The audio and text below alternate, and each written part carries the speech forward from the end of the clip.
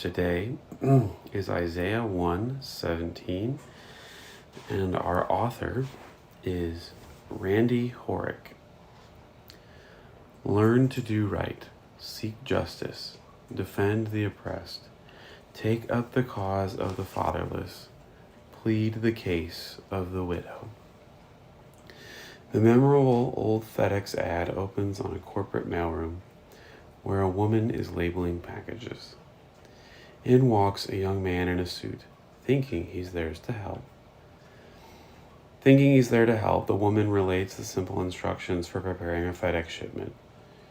"You don't understand," the man protests sniffly. "I'm an MBA." "Oh," the woman replies, "so I'll have to show you." Unlike the haughty young executive, we can celebrate such words as good news. God cared enough to go beyond simply explaining how we are to live. God came to live among us and show us. The law gave us the basic instructions. Love God with all your being and love your neighbor, created like you in God's image. The prophets added practical applications. Practice doing what is right. Seek justice always. Stand up for the oppressed and correct the oppressors.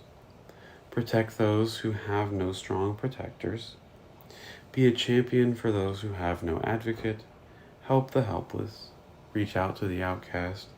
Love kindness, extend mercy, walk humbly.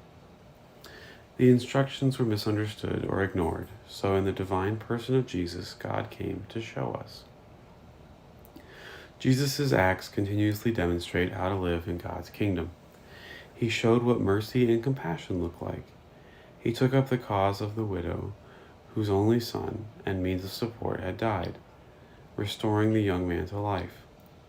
He restored outcast lepers and blind beggars to health, simultaneously restoring them to their community. When a notoriously sinful woman crashed a dinner party held in Jesus' honor, desperate for what she believed Jesus had the power to bestow, he championed this person who had no other advocate and showed his startled host how to practice radical, restorative forgiveness. All these gracious acts were demonstrations of God's justice. That is, the condition that prevails when human beings are treated with the love and dignity that are their birthright as children of the Creator. It's little wonder that Isaiah 1:17 has become a favorite text for the Black Lives Matter movement.